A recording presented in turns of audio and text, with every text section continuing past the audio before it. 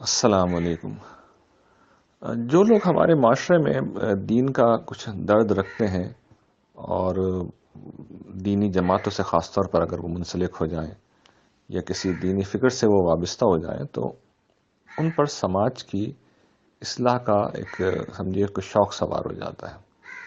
میں معذرت کے ساتھ یہ تعبیر اختیار کر رہا ہوں کہ شوق سوار ہو جاتا ہے، اس لیے کہ یہ ذمہ داری نہیں دی دین نے، لیکن میں اس وقت اس سے بحث نہیں کر رہا۔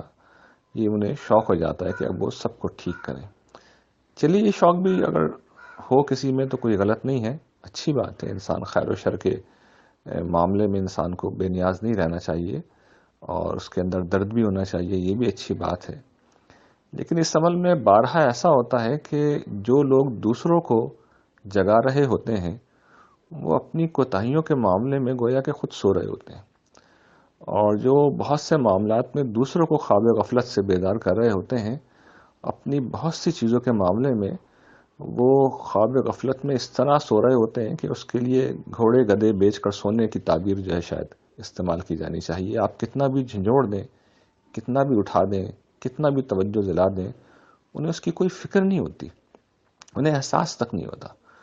اور میں یہ دیکھتا ہوں بارہا کہ مذہبی لوگ تعصب کے عام طور پر اسیر ہوتے ہیں، وہ فرقہ واریت کے شکار ہوتے ہیں، اور ان کا ایمان جو ہے وہ ایمان کی حقیقت سے بہت دور ہوتا ہے، اور انہیں ان سنگین چیزوں کی کوئی پرواہ نہیں ہوتی، اور وہ اطمینان کے ساتھ پورے معاشرے کے اوپر فیصلے دے رہے ہوتے ہیں اور ان کی چھوٹی چھوٹی چیزوں کو ٹھیک کر رہے ہوتے ہیں۔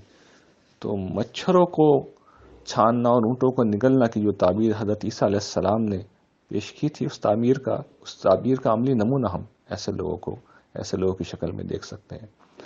تو میں بھی معاشرے میں دین کی دعوت کا کچھ کام کرنے کی کوشش کرتا ہوں، آپ لوگ بھی اس حوالے سے کچھ نہ کچھ کرتے ہوں گے، لیکن ہم سب لوگوں کو، دوسروں کو چھوڑیے، ابھی میں اپنے اوپر بات کر رہا ہوں کہ ہمیں اپنے اوپر نظر ڈال کے دیکھنا چاہیے کہ ہم دوسروں کے علم کی کمزوری کو بارہا تلاش کرتے ہیں، کبھی اپنے علم پہ بھی نظر ڈالی ہے۔ دوسروں کے اخلاق و کردار کی کمزوریوں کو ہم نمایاں کرتے ہیں، کبھی اپنے اوپر بھی نظر ڈالی ہے۔ دوسروں کی خرابیوں کو ہم تلاش کرتے ہیں، کبھی اپنے اوپر بھی نظر ڈالی ہے۔ تو ہمیں یہ سب چیزیں دیکھنے چاہیے کہ ہم جو ہے دوسروں کی آنکھ کا تنکا ڈھونڈنے میں اتنے مصروف نہ ہو جائیں کہ اپنی آنکھ کا شہتیر بھی ہمیں نظر نہ آئے۔ اللہ تعالیٰ آپ لوگوں کو خوش رکھے اور اپنے فضل سے نوازے۔ بہت شکریہ۔